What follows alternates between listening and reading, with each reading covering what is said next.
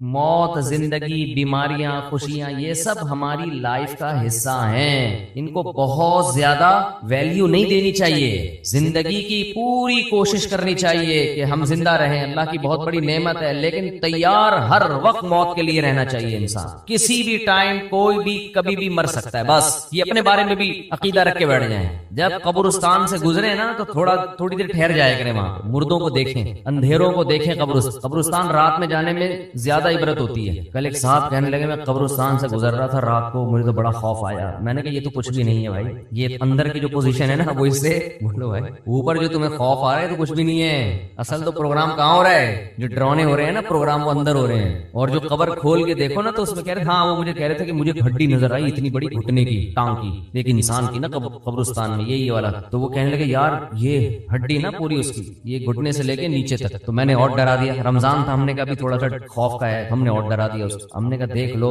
یہ آدمی صبح صبح نہا دھو کے کوٹ ٹائی لگا کے آفس جایا کرتا ہوگا۔ اب مجھے کیا پتا کوئی رکشے والا تھا، ٹیکسی والا تھا، یا کوئی بہت بڑا آفیسر تھا، لیکن آفیسروں کا بھی حال بہرحال ہوتا تو یہی ہے نا۔ تو میں نے کہا یہ صبح صبح نہا دھو کے کوٹ ٹائی میں پرفیوم لگا کے اپنی لینڈ کروزر میں بیٹھ کے جاتا ہوگا، اور اب کیا حال ہوا ہے، اس کی ہڈی نکال کے لوگ دکھا رہے ہیں کہ یہ قبرستان سے کیا نکلی ہے، وہ ہے بھائی، بولو بھائی ہڈی۔ کل ہمارا بھی یہی حال ہوگا، اور یہ تو ابھی اچھی کنڈیشن میں ہے، ہڈی سے پہلے کیا حال تھا جب لاش میں کیڑے پڑتے ہیں اور سڑتی ہے لاش اور پھولتی ہے اور پھٹتی ہے، 2 منٹ میں انسان کی اوقات پتہ چل جاتی ہے یہ ہے کیا۔ یہ فن خان بنا پھر رہا تھا، اور اب کیسے دفناتے ہیں نا لوگ، بدبو نہ آ جائے لاش میں، اس کو دفناؤ جلدی، مٹی ڈالو اس کے اوپر، تھوڑے دن تک اس کی حفاظت ہوتی ہے قبر کی، اس کے بعد بھول جاتے ہیں۔ اور گورکن اس کا ایسا فائدہ اٹھاتا ہے ایک قبر میں، یہ تو قیامت کے دن جب پاپوش کے قبرستان سے اور یہ محمد شاہ کے قبرستان سے جب مردے اٹھیں گے تو پتہ چلے گا کہ آدھی آبادی تو ایک ہی قبرستان سے اٹھ رہی ہے۔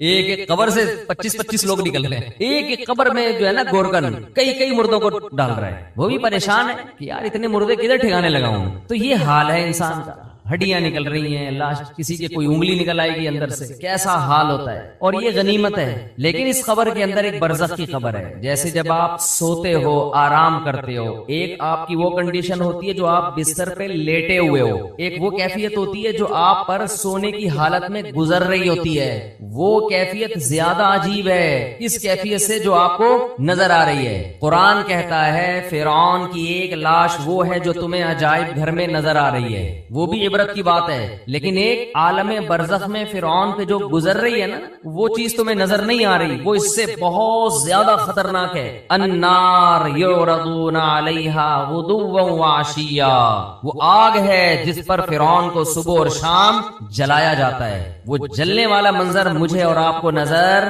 نہیں آ رہا، وہ اس سے زیادہ ڈینجرس ہے۔ تو برزخ کی بھی ایک حیات ہے، برزخ کی بھی ایک زندگی ہے، قبرستان کے نیچے آگ بھی ہے، اور اللہ نے جنت کے باغات بھی رکھے ہیں اس میں، جو مردے کے اوپر جو کیفیات گزر رہی ہوتی ہیں وہ اس سے زیادہ خطرناک ہے۔ ایک روایت میں آتا ہے آپ صلی اللہ علیہ وسلم نے فرمایا اگر تم قبر کے اندر کے حالات کو دیکھ لو تو مردوں کو دفنانا چھوڑ دو، یہ حال ہو جائے۔ تو دنیا کے بارے میں یہ تصور بٹھانا کہ یہ مسافر خانہ ہے، یہ دل لگانے کی جگہ نہیں ہے، یہ کھوپڑی میں بیٹھے گی، یہ بات 2 کام کرنے سے، ورنہ یہ بات کھوپڑی میں بیٹھے گی نہیں۔ ایک تو روزانہ سوچنا چاہیے اور موت کا تذکرہ بار بار کرنا چاہیے، قبرستان بار بار جانا چاہیے۔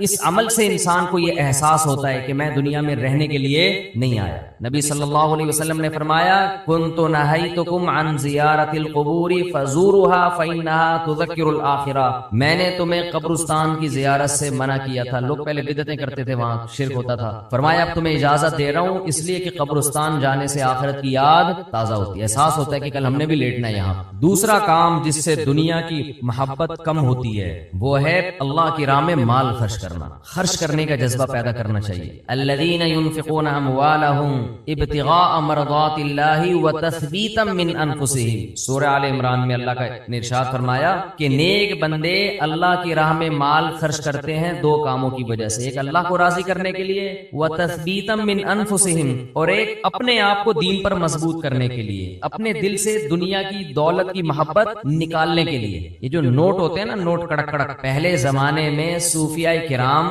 اپنے مریدوں کے دل سے دنیا کی محبت نکالنے کے لیے ان سے نوٹوں کو جلوایا کرتے تھے. اب آپ نہ جلائیں، یہ ٹھیک عمل نہیں ہے. پہلے ایسا علاج ہوتا تھا. جی جلائیں گے بھی نہیں صحیح. تو وہ ایسے جلواتے تھے. ہمارے حضرت پورا وہ بتایا کرتے تھے نا کہ جیسے 5000 کا کڑک نوٹ لیا، اب جان اٹکی گئی ہے نا اس 5000 کے نوٹ، تو ادھر سے آگ لگائی نا کنارے سے، آہستہ آہستہ، ایک دم سے نہیں جلا دیا، آہستہ آہستہ جل رہا ہے، اور اس کو جلتے ہوا دیکھیں تو وہ ادھر جلے گا، ادھر اندر سے کیا جلے گا؟ دل. تو جب دل اندر سے جلے گا نا تو جلنے سے جراثیم آپ کو پتہ ہے کیا ہو جاتے ہیں.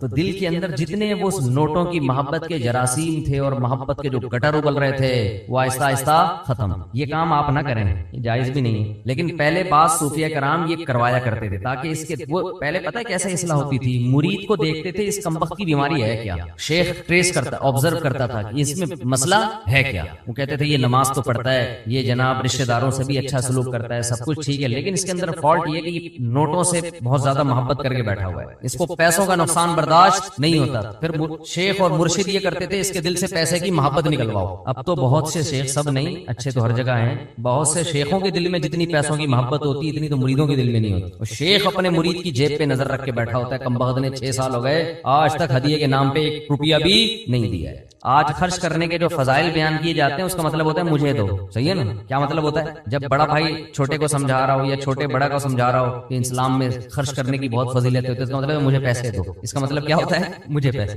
بیوی شوہر کو جب سمجھا رہی ہوتی ہے کہ انسان کو سخی ہونا چاہیے، کھلا ہاتھ ہونا چاہیے، اس کا مطلب پیسے نکالو. شوہر بیوی کو جب سمجھا رہا ہو قناعت اسلام میں بہت زبردست چیز ہے، اتنا مت ہاتھ پھیلاؤ کہ کل قرضہ لو، اس کا مطلب ہوتا ہے مجھ سے پیسے مت مانگو، 5 روپے بھی نہیں دوں گا میں تمہیں. تبھی تو نصیحت کا اثر نہیں ہوتا نا. کیا خیال ہے بھائی؟ نصیحت کا اثر ہی نہیں ہوتا. اپنے لیے سخاوت ہونی چاہیے، دوسرے کے لیے قناعت ہونی چاہیے. ہمارے یہاں معاملہ کیا چل رہا ہے؟ الٹا. تو قرآن کہتا ہے کہ ہمارے نیک بندے اللہ کی راہ میں مال خرچ کرتے رہتے ہیں تثبیتا من انفسہم، اپنے نفس کی اصلاح کے لیے، اپنے دل سے دولت کی محبت نکالنے کے لیے.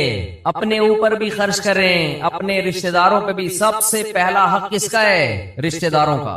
آج اپنے اوپر خرچ کرنے کے لیے تیار نہیں ہے، حیرت اس پر ہوتی ہے. کنجوسی کی انتہا ہے یا نہیں ہے؟ پھر جو اپنے اوپر خرچ کرتے ہیں لوگ ان پہ انگلیاں اٹھا رہے ہوتے ہیں. اس کے پاس گاڑی کہاں سے آئی، اس کے پاس یہ کپڑے کہاں سے آئے، یہ کہاں سے آیا، وہ کہاں سے آیا. بھائی ہر آدمی تو ضروری نہیں کہ کنجوس ہونا، بعض لوگوں کو اللہ دیتا ہے تو وہ خرچ کرتے ہیں. آج اپنے اوپر خرچ کرنا بھی ایک مصیبت بن گیا ہے. عربی میں 2 لفظ استعمال ہوتے ہیں، ایک ہوتا ہے شحیح اور ایک ہوتا ہے بخیل. بخیل کہتے ہیں جس کی جیب سے دوسرے کے لیے روکڑا نہ نکلے، اور شحیح کہتے ہیں اپنے لیے بھی نہیں پیسے نکلتے، وہ چائنا والوں کی طرح قبر میں لے کے جاتا ہے. وہ ملیشیا میں قبرستان ہے، وہاں کروڑ پتی لوگ جب دفن ہوتے ہیں تو دیگوں میں اپنے ساتھ پیسہ لے کے قبر میں جاتے ہیں. آپ یوٹیوب پہ دیکھ لیں، ایسی بہت سی ویڈیو ہیں کہ پورے سونے چاندی کے ساتھ دفن ہوئے ہیں، بہت ایسی. ہمیں ہمارے نبی نے فرمایا صلی اللہ علیہ وسلم، دنیا مسافر خانہ ہے، میری مثال اس سوار کی طرح ہے کراکب استظل تحت شجرہ. ایک مسافر سفر کرتے کرتے درخت کے نیچے لیٹ گیا ہو تھوڑی دیر سستانے کے لیے، آرام کے لیے، اس کے بعد اس نے موو کرنا ہے یہاں سے. بھائی ہم کروڑوں سال سے نہیں تھے، لاکھوں کروڑ، یہ دنیا بنے میں تو پتہ نہیں کروڑوں سال ہو گئے. آدم علیہ السلام کو آئے ہوئے ہزاروں سال، نوح علیہ السلام 950 سال تو خالی تبلیغ کی ہے انہوں نے. ہماری اوقات کیا ہے؟ جمعہ 8 دن ہوئے ہم لوگ کو دنیا میں آئے ہوئے، اور جانے میں بھی تھوڑے دن رہ گئے ہیں. بس گھبرائے نہیں، آپ نے گھبرانا نہیں ہے.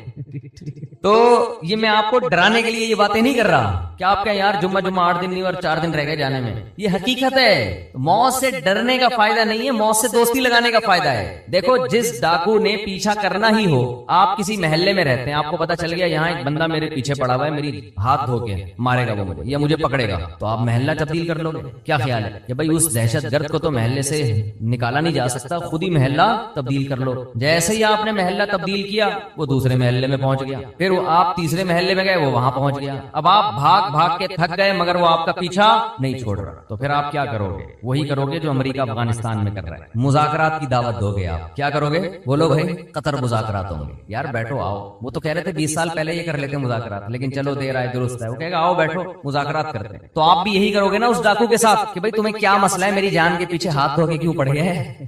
آؤ بیٹھو، پیسے چاہیے، کیا چاہیے تمہیں؟ تو آپ مذاکرات کے ذریعے کمپرومائز کی بولو کوشش کرو کہ یار اس سے جان چھڑانا مشکل نہیں ہے, فل ٹینشن ہے یہ آدمی, بیٹھ کے کچھ ٹاک شاک کر کے کچھ باتیں کر کے کچھ دوستی لگاتے ہیں, دشمنی ختم کرتے ہیں, آخری نتیجہ یہ نکلے گا کہ نہیں نکلے گا؟ تو قرآن کہہ رہے کوئی عام ڈاکو تمہارے پیچھے کیا لگے گا, انما تکونوا یدرککم الموت, موت جیسے تمہارا پیچھا کر رہی ہے نا, پیسے دنیا میں پولیس کسی کا پیچھا نہیں کرتی, سمجھ رہے ہیں, وہ بھی ایک وقت کے بعد آ کے چھوڑ دیتی ہے. موت ایسا پیچھا کر رہی ہے, یدرککم الموت, قرآن کہتے ہیں موت ایسے پکڑے گی تمہیں, آ کے ادراک کرے گی تمہارا. وہ جس دن سے پیدا ہوئے اسی دن سے پیچھے پڑی ہوئی ہے, اور اس نے بہت کوشش کی ہم کو قبر میں اتارنے کی. بچہ جب پیدا ہوتا ہے کئی حادثات اس کی زندگی میں آتے ہیں, بچ جاتا ہے, کئی بیماریاں حملہ کرتی ہیں, بچ جاتا ہے, جوانی میں آتا ہے, کئی دفعہ حادثے ہوتے ہیں, بائک سے گرا, ایکسیڈنٹ ہوا, یہ ہوا, وہ بچ گیا. وہ تو اس وقت سے اڑنگیاں دینے کی کوشش کر رہی ہے. اڑنگی سمجھتے ہیں, جب ہم اسکول جاتے تھے نا تو ایک دوسرے کو اڑنگی دیتے تھے ہم. اب تو بچے اسکول بھی ایسے تمیز سے جا رہے ہیں, تمیز سے آ رہے ہیں, کوئی نہ اڑنگی نہ کوئی شرارت, تو ان میں کوئی صلاحیت ہی پیدا نہیں ہو رہی, ایسے ممی ڈیڈی ٹائپ کے بچے نکل رہے ہیں. ہمارے دور کے اسکول تھے, مزہ آتا تھا اسکول میں, اتنا بھاری بھرکم بیگ لٹکا کے اسکول جاتے تھے, ساتھ والے کو شرارت ہوئی, تھوڑا سا آگے گئے, اس نے تھوڑا سا ٹانگ میں یوں کیا, آگے گئے, پھر ہم بدلہ لینے کے پیچھے پڑے ہوئے تھے, اب ہم بھی اڑنگی دیں گے. راستے میں ہی پھڈا ہو رہا ہے, گتم گت مار رہے ہیں دوسرے کو, پھر سلو ہو رہی ہے, پھر جا رہے ہیں. اس طرح سے ہم پونے گھنٹے میں اسکول پہنچتے تھے. پھر لیٹ ہونے کی وجہ سے پی ٹی ماسٹر کھڑے ہوئے ہوتے تھے وہاں پہ, ان کے سامنے ہاتھ پہ اب ڈنڈے کھاؤ, لیٹ کیوں پاؤ, اس سے ہاتھ مضبوط ہوتے تھے, حقیقت ہے نا. تو شوز اتارتے تھے ایک دوسرے کے, بھائی شوز پہنے ہوئے نا, پیچھے اس کے تھوڑا سا پاؤں رکھے, خود ہی اتر جائیں گے, آپ کو اتارنے کی ضرورت. اب وہ بیٹھ کے جو ہے نا شوز کو صحیح کر رہا ہے, پھر لڑائی ہو رہی ہے, پھر بٹا ہو رہا ہے. ایک بچہ کافی دیر سے نا اس کا ہاتھ نہیں جا رہا تھا گھنٹی پہ, ایسے اچھل اچھل کی کوشش کر رہے, ایک بڑے میاں گزرے, انہوں نے بجا دی گھنٹی, اور بچے سے پوچھا بیٹا ہاں بتاؤ کیا کہہ رہے ہیں, بھاگو. اب کیا کر رہے, جو کام میں کر رہا تھا مجھ سے ہوا نہیں, آپ نے کر دیا, اب کیا کرنا ہے, بھاگو. یہ ہوتے تھے پہلے کے بچے. اب وہ ویڈیو گیم کھیل کھیل کے بچوں کی صلاحیتیں برباد. خیر, تو جب جیب سے پیسے نکلیں گے, نکلتے رہیں گے, نکلتے رہیں گے, نکلتے رہیں گے, تو دل سے دنیا کی محبت ختم ہو. او بھائی مسافر خانہ ہے, سفر کے دوران اگر آپ کو کچھ پیسے ملے ہوئے ہوں اور آپ کو پتا ہو کہ یہ ٹرین سے اترتے ہی واپس لے لیے جائیں گے, تو آپ کوشش کرتے ہو کہ اترنے سے پہلے ہی سارے کھا پی کے ختم کر دو. ایسا ہوتا ہے کہ نہیں ہوتا؟ تو بھائی ادھر قبر میں جاتے ہی کفن میں جیب ہوتی ہے, نہیں ہوتی نا جیب, تو آگے خالی ہاتھ جانا ہے. بچوں کی فکر کرتے ہیں لوگ بہت زیادہ, بچوں کا کیا ہوگا, بچوں کے لیے کچھ بنا بنو کے تھوڑا بہت کر دو بس, اور پھر بے فکر ہو جاؤ, دماغ کو ہٹاؤ ہر ان کاموں سے. اللہ نے کچھ وسائل دیے تو تھوڑا بہت بچوں کے لیے, بہت زیادہ اس میں بھی ٹینشن نہ لو. بچہ 2 ہاتھ 2 ٹانگیں لے کے پیدا ہوتا ہے, وہ خود بھی تو کمائے گا, اللہ نے اس کو بھی تو کمانے کی صلاحیت دی ہے. اور بچے کو بھی یہ بتا دو کہ مسافر خانہ یہ یہاں ہمیشہ رہنا نہیں ہے, جب میں جاؤں گا تو کون سا یہاں پڑا رہے گا, تو اس کو بھی یہ بتا دو یہ مسافر خانہ ہے, یہ رہنے کی جگہ نہیں ہے. اور میں اپنے چھوٹے بچوں کو صبح سحری کے وقت یہ سمجھا رہا تھا نا کہ دیکھو ہم سب نے مرنا ہے. بچوں میں نا یہ باتیں بار بار دماغ میں, بہت چھوٹے بچے کے تو نہ ڈالیں, وہ بعض دفعہ ڈر بھی جاتا ہے, لیکن ہنستے کھیلتے ان کو یہ باور کراتے رہیں کہ دیکھو ہم نے جانا ہے, یہ دنیا رہنے کی جگہ نہیں ہے. یہ چیزیں آج والدین بتاتے نہیں ہیں. تو میں بچوں کو لے کے بیٹھا ہوا تھا, چند دن پہلے کی بات ہے, میں بچوں سے کہہ رہا تھا دیکھو بچوں سب نے جانا ہے, سب سے پہلے ہو سکتا ہے میں جاؤں. تو ایک چھوٹی بچی کہتی ہے بھائی ابو منہ سے نا باتیں اچھی نکالنی چاہیے, انسان منہ سے کیا کرنا چاہیے, باتیں اچھی نکالیں. مجھے ہنسی آ گئی, میں نے سوچا اس کو یہاں بٹھا دیتا ہوں کہ اب آپ نصیحت کرو, ہم سامنے بیٹھتے جا کے. بچے آج کل بہت ڈیڑھ ہوشیار قسم کے پیدا ہو رہے ہیں. تو بچوں کو جب کہنا کہ منہ سے باتیں اچھی نکالنی چاہیے, کیا موت کی باتیں ہیں, تو بولو بیٹا یہی اچھی باتیں ہیں, زندگی کی باتیں اچھی نہیں ہیں. تو میں یہ کر رہا تھا جس ڈاکو نے آپ پہ پنجے گاڑنے ہی ہیں, پکڑنا ہی ہے, تو اس سے مذاکرات کر کے دوستی لگا لی جائے نا. تو موت ایک ایسا دشمن ہے جو کسی قیمت پہ آپ کو معاف نہیں کرے گا, تو اس سے بھاگ نہیں سکتے, اس سے دوستی لگائی جا سکتی ہے.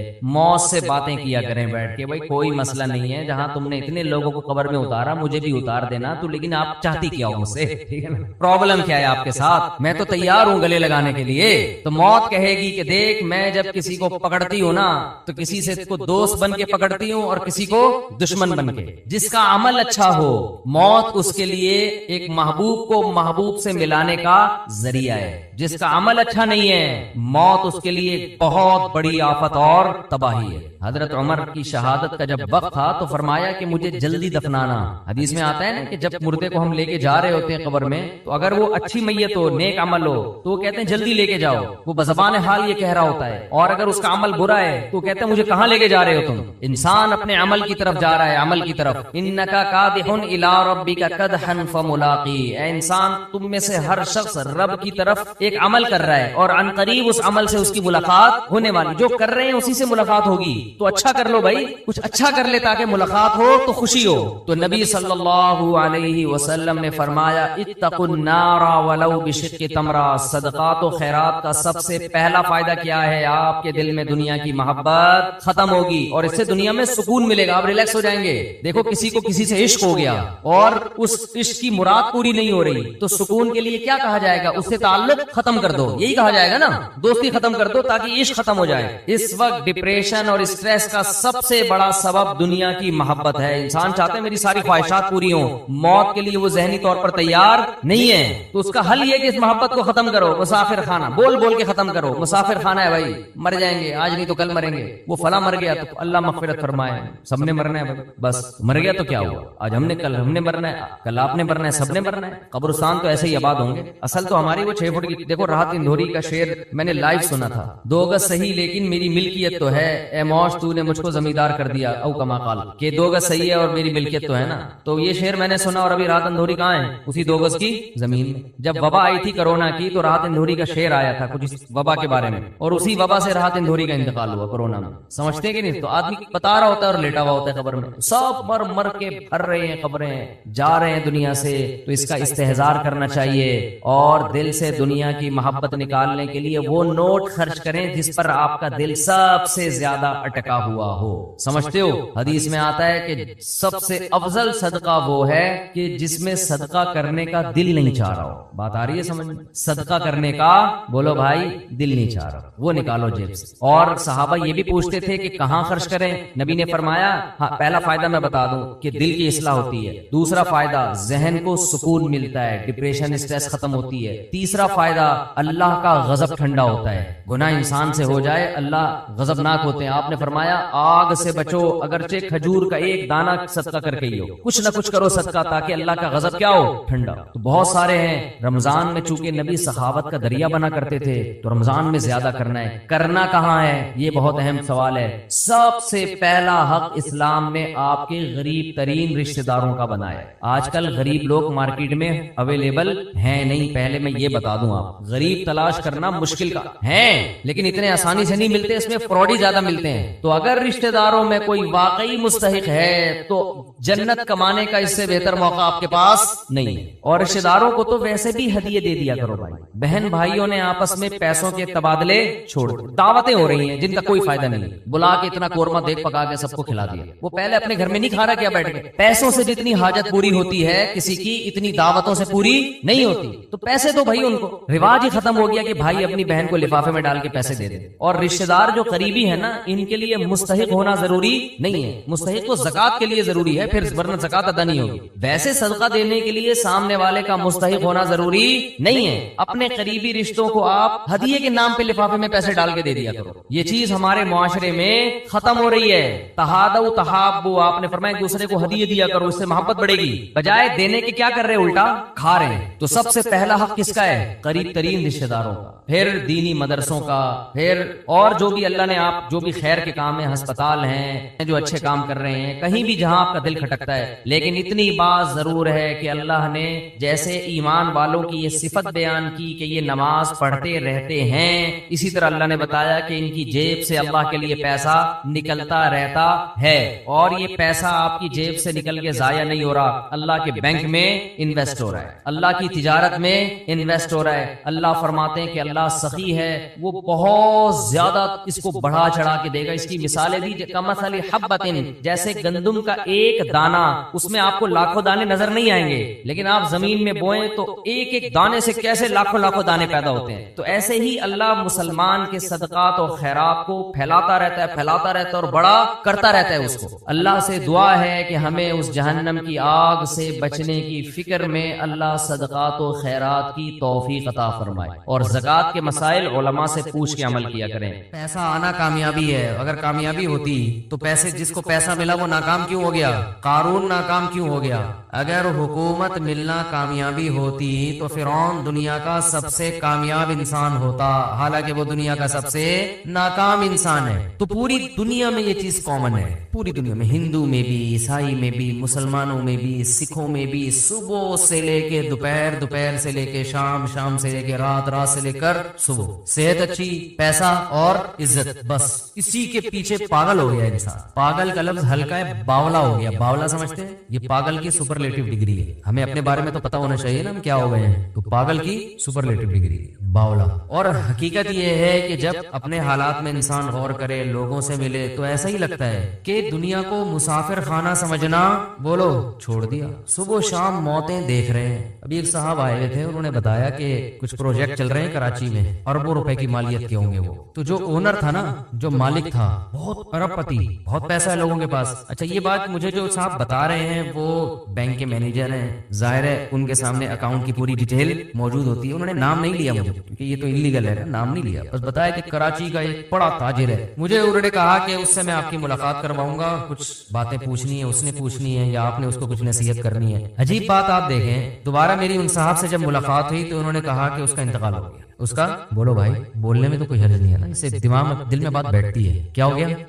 اتنا بڑا آدمی، 20 گاڑیاں دائیں بائیں چلا کرتی ہیں اس کے، بہت پیسہ، کوئی سیاسی جماعت کے نہیں ہے، بیٹھے بیٹھے کیا ہو گیا بھائی؟ انا للہ۔ بھائی انا للہ کی کوئی وجہ بھی تو ہوتی ہے، کووڈ ہوا تھا، کیا ہوا تھا پتہ نہیں، کووڈ تھا نہیں تھا، لیکن ٹینشن، اتنا پیسہ کہ جب پیسہ آتا ہے تو بڑی خاندانی بات کی انہوں نے، اور کہا گورے یہ کہتے ہیں کہ جب پیسے کا گراف بڑھتا ہے نا، اوپر جاتا ہے، تو موت کا چانس بھی اسی حساب سے، موت کا گراف بھی اسی حساب سے اوپر جاتا ہے، سمجھ رہے ہو؟ جیسے جیسے پیسہ آئے گا نا، مرنے کے چانسز بھی اتنے ہی حساب سے بڑھتے چلے جائیں گے۔ گوروں کی ریسرچ ہے، گوروں کی۔ لہذا جیسے جیسے پیسہ آ رہا ہے تو ایسے آدمی کو اپنی زندگی بچانے کے لیے غریب آدمی کی نسبت زیادہ محنت کرنی پڑتی ہے، سمجھتے ہیں؟ کچھ نہیں تو نیب والے آج کل پیچھے پڑ جاتے ہیں، وہی ٹینشن دے دے کے مار دیتے ہیں، نہ کرنا نہ کرانا کچھ نہیں ہے، خامخواہ کی کیا ہے ٹینشن، بلا وجہ آ کے پوچھیں گے کہاں سے آ رہا ہے، کدھر جا رہا ہے، کیا کر رہا ہے، کیوں کر رہے ہو، یہ حساب دو وہ حساب دو، آخرت کے حساب سے پہلے اتنا حساب شروع ہو جاتا ہے، ویسے ہی ایک دماغ میں ٹینشن۔ تو بات میں یہ عرض کر رہا تھا کہ اتنا بڑا تاجر اور بیٹھے بیٹھے انا للہ و انا الیہ راجعون، یہ ہے دنیا، اٹ از کالڈ دنیا۔ تو اتنی موتیں اپنی سامنے میں نے بھی دیکھ لی، آپ نے بھی دیکھ لی، اتنے لوگوں کو مرتا دیکھا، اور موت ایسی ظالم چیز ہے، وہ یہ نہیں دیکھتی کہ آپ کی بچی کی ابھی شادی ہونے والی ہے، آپ ابھی پہلی یا دوسری کی تیاری کر رہے تھے، آپ کی ابھی ایک جاب لگی ہے، تنخواہ کا پہلا دن ہے آپ کا بیٹا ابھی جوان ہوا ہے، یا یہ کہ آپ کے ابا کو آپ کی ابھی ضرورت ہے، یا معاشرے کو آپ کی ابھی ضرورت ہے، کچھ بھی نہیں دیکھتی۔ کوئی بھی کسی بھی ٹائم پہ مر سکتا ہے۔ میں اکثر اس موقع پہ ایک واقعہ بیان کرتا ہوں، ہمارے دوست تھے عالم، بڑے مالدار بھی، اکلوتے بیٹے اپنے والد کے، انہوں نے پڑھا لکھا کے ان کو عالم بنایا، بہت پیسہ خرچ کیا اور ہر لحاظ سے ان کو بے فکر کر دیا۔ وہ تھے بھی بڑے ذہین اور بڑے پرہیزگار اور بہت خوبصورت بھی تھے، ساری چیزیں جمع ہو جائیں، دین کی خدمت کا جذبہ بھی، دین کا مضبوط علم بھی، خاندانی اعتبار سے بھی، اور ینگ بالکل۔ تو ہمارا جب ہم طالب علم تھے، ہم نے کہا یار اللہ ان سے بہت کام لے گا، یہ بہت کچھ بڑے بنیں گے۔ تو ہائی روف میں کہیں جا رہے ہیں پیچھے بیٹھے ہوئے، تو کچھ اوباش قسم کے لڑکے کراچی میں، وہ ریوو یا ویگو ٹائپ کی کوئی گاڑی تھی بڑی، اس میں غلط اوورٹیک کیا ان لڑکوں نے اور ہٹ کیا، آن دا اسپاٹ ان کی ڈیتھ ہو گئی۔ اچھا ایک رات پہلے میرے سے گپ شپ ہوئی، بہت اچھی گپ شپ ہو رہی ہے ہماری، اور گپ شپ بھی کیا ہو رہی ہے بہت معذرت کے ساتھ، میں ان کو دوسری شادی کی ترغیب دے رہا تھا۔ میں نے کہا آپ کے پاس اتنا پیسہ ہے، آپ خوبصورت بھی ہے ماشاءاللہ، علم بھی آپ کے پاس بہت ہے، تو آپ کو چاہیے کسی بیوہ سے دوسری شادی کر لیں۔ بیوہ سے میں ترغیب دے رہا تھا انہوں نے کہا یار میری گھر والی راضی نہیں ہے، میری وائف میری پھٹے کر رہی ہے، میں نے بات چلائی ہے، ایک دن پہلے بھی ہوئی تھی نا، تو بات چلائی ہے، بڑا مسئلے ہو گئے، یہ نہیں ہو سکتا، اٹ ازنٹ پاسبل وغیرہ وغیرہ، آج کل نہیں۔ میں نے کہا بھائی دیکھو، میں نے ان کو یہ سمجھانے کی کوشش کی کہ آپ اگر مر جاتے ہیں تو آپ کی بیگم بیوہ ہو جائے گی، وہ ساری زندگی بیٹھی رہے گی پھر ایسے، تو اس چیز کو معاشرے میں پروموٹ کریں۔ میں نے کہا آپ بھی مر سکتے ہیں، میں بھی مر سکتا ہوں، کوئی اور بھی مر سکتا ہے، تو جو حالات دوسری عورتوں کے وہ ان کے ساتھ ہو جائیں گے، تو آپ اس کی بنیاد رکھ لیں تاکہ اللہ نہ کرے آپ مرتے ہیں تو کوئی آپ کی بیوہ سے کر لے، آپ کے بچوں کو کوئی سرپرست مل جائے گا، 2-3 بچے تھے ان کے، کوئی سرپرست مل جائے گا آپ کے بچوں کو، کوئی جو ہے وہ، اور ظاہر ہے یہ خاندان میں ہی کرتا ہے نا، یعنی خاندان والے کرے تو ٹھیک ہے، غیروں میں تھوڑی بچے جا سکتے ہیں۔ میں نے کہا ہمت کریں، بہت ہمت دلائی ہے جی، میں نے گھنٹہ لگا دیا ہوگا ان کے اوپر۔ پھر آخر میں کہنے لگے اس زمانے میں عدل بہت مشکل ہے، برابری نہیں ہو سکتی۔ میں نے کہا آپ کو اللہ نے پیسہ بھی دیا، آپ متقی بھی ماشاءاللہ ہماری رائے میں، اور لوگ بھی کہتے ہیں آپ پرہیزگار آدمی ہیں، آپ کے جو پورے خاندان سے دین کے معاملے میں ٹکر لینے کے واقعات بھی مجھے معلوم ہیں، ان کے بڑے واقعات تھے کہ ایک دفعہ ان کو کہیں شبہ ہو گیا کہ میرے والد کی جو کمائی ہے اس میں کچھ شبہ ہے، تو وہ گھر سے بائیکاٹ کر لیا انہوں نے، میں نہیں کھاؤں گا، پھر وہ پتہ چلا نہیں ایسا نہیں ہے۔ میں نے کہا آپ نے کئی موقع پہ دین کے معاملے میں پورے خاندان سے ٹکر بھی لیا ہے، تو اس کا مطلب آپ میں حوصلہ بھی ہے، اس کے باوجود بھی اگر آپ عدل نہیں کر سکتے تو پھر میں نے کہا یہ قرآن سے 4 شادیوں والی آیتیں نکال دیں، یہ ایسے ہی اللہ نے نازل کر دی ہیں، دنیا میں کوئی بھی عدل کر ہی نہیں سکتے، تو اللہ نے بس جنرل نالج کے لیے بتا دیا کہ 2 بھی کر سکتے ہو مجبوری میں، لیکن پریکٹیکلی یہ ممکن نہیں ہے، تو ویسے ہی آ گئی۔ میں نے ان کو سمجھانے کے لیے، ہنسنے لگے، مانے پھر بھی نہیں۔ میں نے دیکھا کہ جب میں دلائل کے انبار لگاتا ہوں لوگ ہنستے ہیں، مجھے پتا ہوتا ہے مانیں گے پھر بھی نہیں، بس ہنستے ہیں مسکراتے ہیں، ویل ڈن، زبردست دلائل آپ کے, السلام علیکم جا رہا ہوں. ایسا ہی ہوا. اگلے دن 12 بجے مجھے خبر آئی کہ ان کے ایکسیڈنٹ میں انتقال ہو. اف, مجھ پہ بڑی قیامت گزری. ان کے گھر والوں کا ہمارے گھر والوں کے پاس فون آیا کہ وہ رات آئے تھے اور کہنے لگے کہ میں بھی یہ کرنا چاہتا ہوں, کسی بیوہ سے کر لوں گا. تو ظاہر ہے خواتین تو اس پہ رد عمل کرتی ہیں جو ایک نیچرل ہے بالکل. کہ میں نے اتنا ریئیکشن کیا کہ صبح جانے سے پہلے انہوں نے کہا کہ بے فکر رہو, میرا ارادہ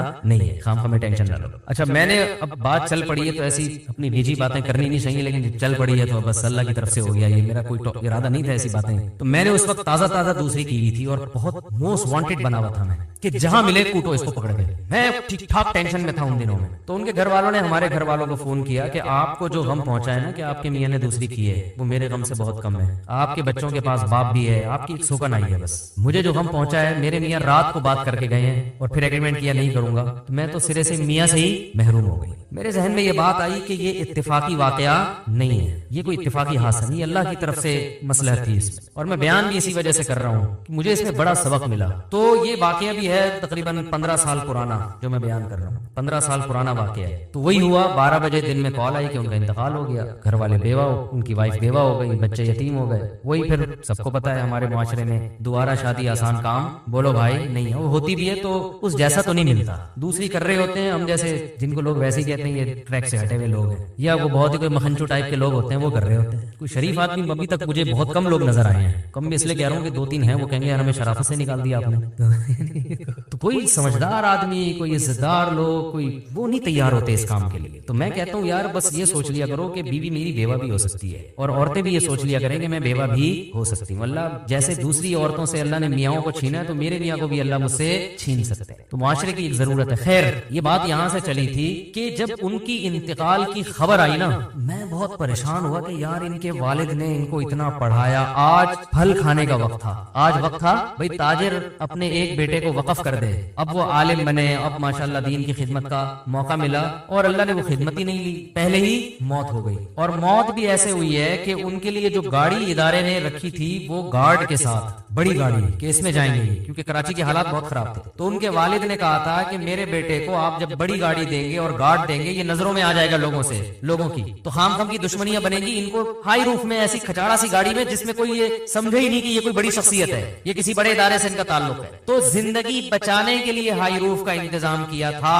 اور وہی ہائی روف موت کا ذریعہ بن گئی. اس لیے ہم کہتے ہیں زندگی کے اسباب اختیار ضرور کرو, صحت کے اسباب ضرور اختیار کرو, لیکن ہوگا وہی جو چاہے گا اللہ. جو سبب ہے وہی موت کا ذریعہ بن جائے گا اگر اللہ چاہے گا. تو ان کو تو ہائی روف میں اس لیے بٹھایا تھا کہ تاکہ ہائی لائٹ نہ ہو, کراچی کے حالات خراب ہیں, لوگ یہ نہ سمجھے کوئی بڑا آدمی جا رہا ہے, تو خام خام میں دہشت گرد نشانہ بناتے ہیں ایسے لوگوں کو. اور وہی ہائی روف, کیونکہ آگے بڑی گاڑی سے بڑی گاڑی ٹکرائے تو اتنا مسئلہ نہیں ہوتا. ہائی روف تو بیچاری ویگو کے سامنے کوئی حیثیت نہیں ہے نا اس کی. تو میں جو بات کرنا چاہ رہا تھا وہ یہ کہ میں بہت پریشان رہا کہ یار اس میں کیا حکمت ہے اللہ کی. اللہ کا تو کوئی کام حکمت سے خالی نہیں ہوتا نا. اس میں کیا حکمت ہے کہ اتنے اچھے آدمی اور اتنے ہر لحاظ سے اللہ نے ان کو نوازا. ابھی شادی بھی ہو سکتا ہے کر لیتے بعد میں, وہ تو اس وقت انہوں نے انکار کر دیا. شروع میں تو سبھی کرتے ہی ہیں, بعد میں ایک دماغ میں ایک وائرس چلا جاتا ہے.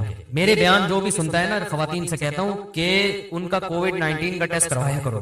ہمارا والا کووڈ-19, یہ شادی والا, یہ وائرس ایک دفعہ جو میرے پاس آ گیا یہ پھر نکلتا نہیں ہے. یہ جیسے کووڈ-19 شکلیں بدل کے آ رہا ہے نا, لندن میں کسی اور الگ اسٹائل میں آیا ہے, تو یہ شکلیں بدل کے آئے گا جب تک بندہ بوڑھا نہیں ہو جاتا. ہاں بوڑھا ہو جائے گا پھر وہ ایک بھی اس کو بری لگے گی, ایک کی باتیں نہیں, یہ کیا شادی لگا کے رکھی. جب تک جوان ہے اور میرا بیان سن رہا ہے, یہ وائرس یہ تو ہوتا ہے کہ ایکٹیو نہ رہے, لیکن ختم ہو جائے یہ نہیں ہوتا. تو کسی بھی وقت ایکٹیو ہو سکتا ہے. وہ کس وقت ہوتا ہے پھر وہ الگ ٹاپک ہے, وہ پھر موضوع ہٹ جائے گا. کہ وہ بعض دفعہ آپ کہہ رہے تھے نہیں یہ دوسری شادی, بالکل مفتی صاحب غلط باتیں کرتے ہیں کیا ہے, لیکن زندگی کے کچھ مواقع ایسے آتے ہیں کہ آپ کو آئے گا یار اجازت ہے, ٹھیک ہے, کہاں کچھ ایسے موقع آ جاتے ہیں یار یہ بھی آپشن ہے, چاہے جتنا آپ انکار کریں. تو اب جب ان کی ڈیتھ ہو گئی میں پریشان, میں نے کہا اللہ اس میں تیری کیا حکمت ہے. تو مجھے جو جواب ذہن میں آیا نا, بہت بڑی حکمت یہ ہے کہ اللہ یہ بتانا چاہتا ہے کہ کوئی بھی کسی بھی ٹائم پہ مر سکتا ہے. بس یہی حکمت ہے. کسی خوش فہمی میں مبتلا ہونے کی ضرورت نہیں ہے کہ میں تو یہ ہوں, میرے تو بیانات دنیا سن رہی ہے, میرے تو